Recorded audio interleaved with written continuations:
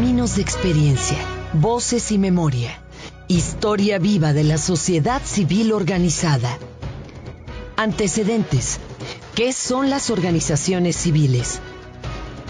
Diferentes etapas y movimientos sociales se pueden considerar como parteaguas en la formación, desarrollo y crecimiento de las organizaciones de la sociedad civil. Desde las épocas de la colonia y la Revolución Mexicana, hay manifestaciones de grupos organizados con preocupaciones comunes, aportaciones y denuncias específicas que fueron contando una historia de contribuciones sociales. Pues desde la época de la colonia existían en el país grupos de ciudadanos inspirados por muchas causas de origen más religioso que dedicaban parte de su tiempo al trabajo por los demás, dijéramos así, dicho de manera genérica. Hay una constante en todas las sociedades que son aquellas que empezaron a encargarse de algo más que sus propios intereses, y a eso en algún momento se le llamó asistencia, filantropía, beneficencia, y en eso había una larga cultura de participación de la sociedad. Las organizaciones de la sociedad civil en México vienen de 3 tradiciones del país, y siempre en respuesta a la forma como se estructuró el Estado mexicano. Uno va a ser el aporte de las organizaciones de origen marxista, otro va a venir de la Iglesia Católica, y creo que la tercera beta va a venir de la autonomía universitaria que se peleó en México en los años 20 y 30. Empezaron a surgir organizaciones de la sociedad civil en México a raíz de los años 58, 59, las primeras, es decir, no tienen más de 60 años. Ya a la mitad de la década de los 60, muchas de ellas tienen ya sus actas constitutivas como asociaciones civiles, ¿verdad? Que era la figura que les permitía existir y participar, dijéramos, legalmente como instituciones dentro del país. Podríamos decir que su gran lema era lograr la construcción de ciudadanía a través del desarrollo comunitario conceptualmente. Momentos clave de las organizaciones de la sociedad civil, temas de trabajo y enfoques. Van a surgir ahí, por ejemplo, el Centro Operacional de Vivienda y Poblamiento, COPEVI, para trabajar por la vivienda popular, el derecho a la vivienda, el Instituto Mexicano de Desarrollo Comunitario para la comunidad en Guadalajara, orientado bajo el pensamiento de Paulo Freire. Otras más recientes en el campo de los derechos humanos, como Servicio, Desarrollo y Paz, que trabajó con los refugiados centroamericanos, con jóvenes y con campesinos. También encontramos expresiones muy novedosas, ¿verdad?, desarrolladas a través del trabajo con las mujeres. CIDAL en el 68, CENCOS en 1965 y el Centro de Estudios Ecuménicos. Son organizaciones que intentaban como compaginar, por un lado, una perspectiva de compromiso para algunos de origen social, para otros de origen cristiano, pero enfocados a los sectores más desfavorecidos en lo social. En la década de los 80 y sobre todo frente a fenómenos, por ejemplo, como los que vivimos en la ciudad del terremoto, afloró una sociedad civil que no estaba dispersa, sino que había un tejido social, un entramado que se había ido tejiendo a lo largo de 3 décadas y que emerge y que de alguna manera logra en su momento responder de manera mucho más oportuna que el propio gobierno en el sismo del 85, por decir algo. Todos recordamos el temblor y decimos que en ese momento se salió a participar la sociedad civil. No salió a participar por primera vez, se le hizo visible por primera vez, ¿no? Que eso es lo que nos ha pasado muchas veces. Ahí está la gente como hormiga haciendo, trabajando, pero no se hace visible todo lo que hace y esa capacidad de organizarse y de salir adelante. Podríamos también como señalar que ya en los años 80, después del parteaguas de de los sismos, las organizaciones adquieren mucho más relevancia y presencia pública. Particular relevancia tiene también las organizaciones de derechos humanos. Por ejemplo, una de las primeras redes que aparece es la red de todos los derechos para todos. Surge cuando se incrementan las violaciones a los derechos humanos, articulando docenas de organizaciones de todo el país y postulando un nuevo paradigma de sociedad en que los derechos sean la base de la sociedad del futuro. Esta emergencia en lo público a partir de la mitad de los años 80 se ve fortalecida ya en los 90, que es donde yo ubicaría una segunda etapa, en donde las organizaciones ubican la necesidad de articularse. Creo que los 80s con el enfoque de derechos y los 90 en pleno marco de lo que fueron las cumbres mundiales. Hay que recordar que en 92 fue Río, la cumbre medioambiental. Entonces, pues surgieron a la luz pública, a la visibilización, las agendas de las organizaciones de la sociedad civil ligadas al medio ambiente. Luego la cumbre de población, ¿verdad?, en el Cairo. Luego la cumbre de Beijing, ¿verdad? Entonces vas viendo cómo los movimientos tomaron fuerza e impulso también a través de las cumbres, ¿no?, de las cumbres internacionales que permitieron pues el agrupamiento de las organizaciones, etcétera.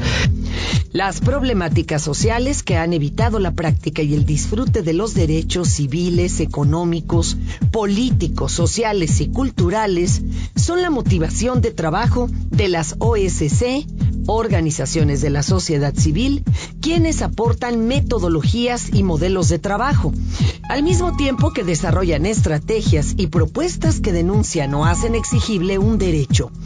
El trabajo de las OSC ha gestionado la creación de instancias públicas y organismos de defensa social. Tenemos que decir que en los 80s se marcan fundamentalmente dos grandes líneas que ya en los 90s toman una velocidad y una fuerza impresionante. La agenda, dijéramos, de la democracia y la agenda de los derechos humanos.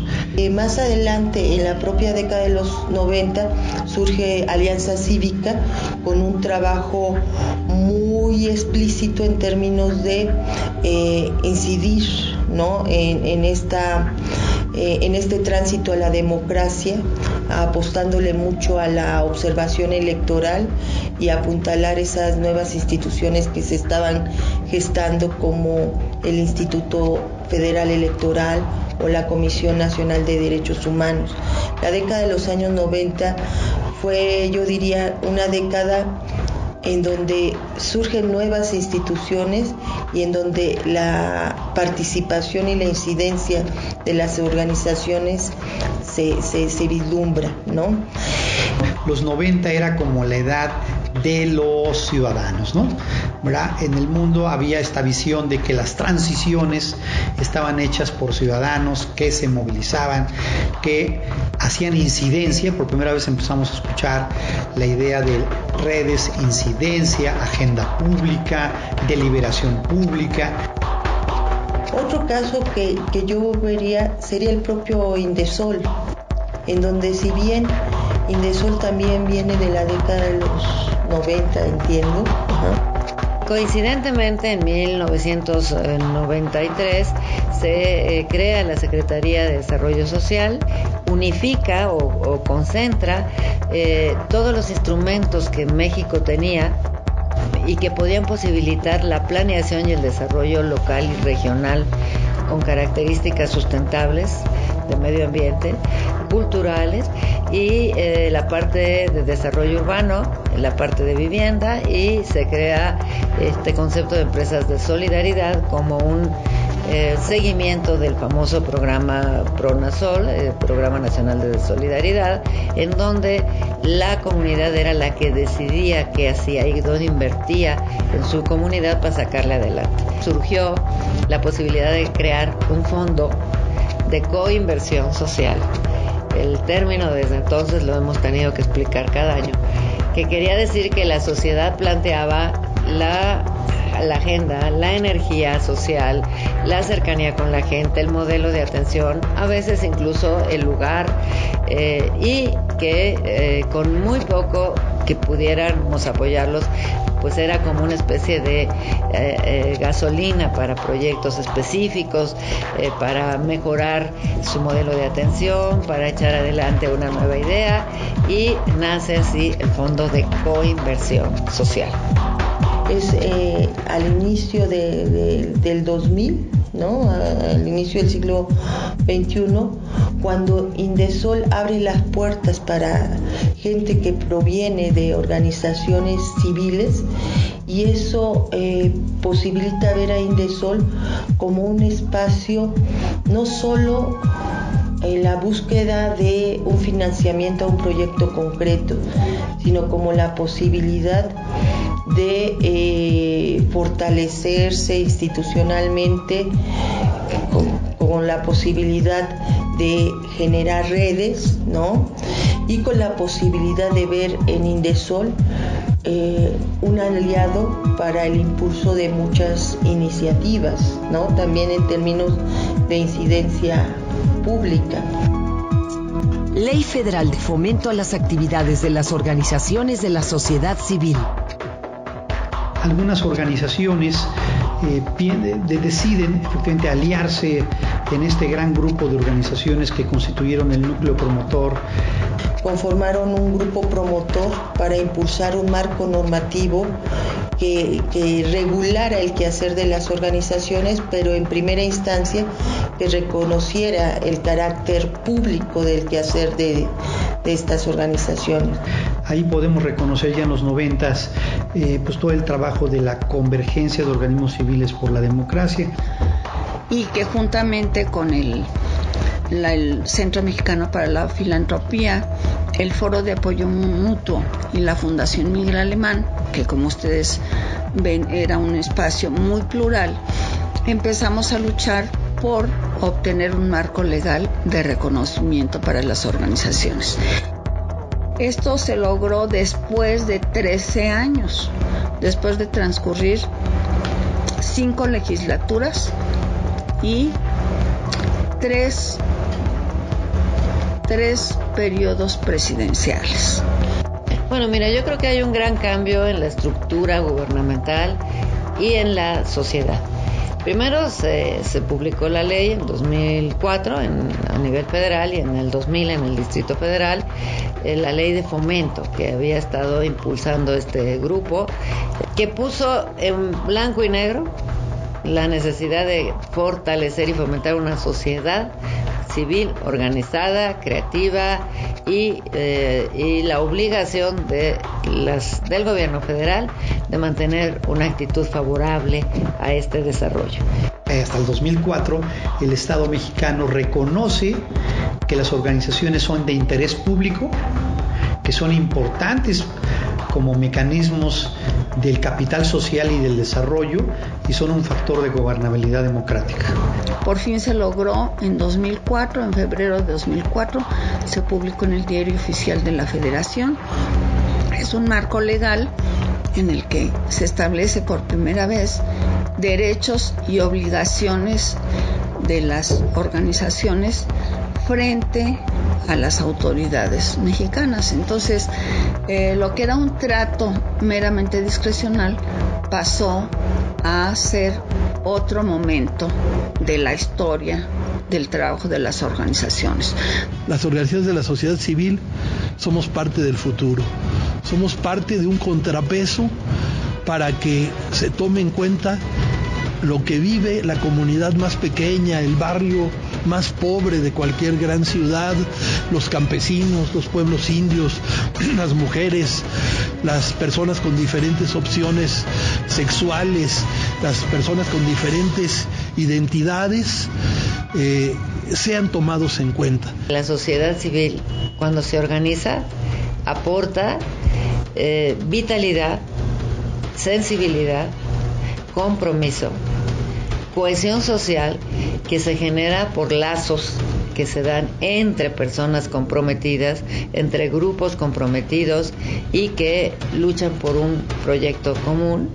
Los diferentes grupos de población que viven algún tipo de ausencia de derechos Son el objetivo de atención de las organizaciones civiles y los pasos de las OSC se dirigen hacia una sociedad más justa, democrática, equitativa y solidaria. Las organizaciones civiles construimos a México.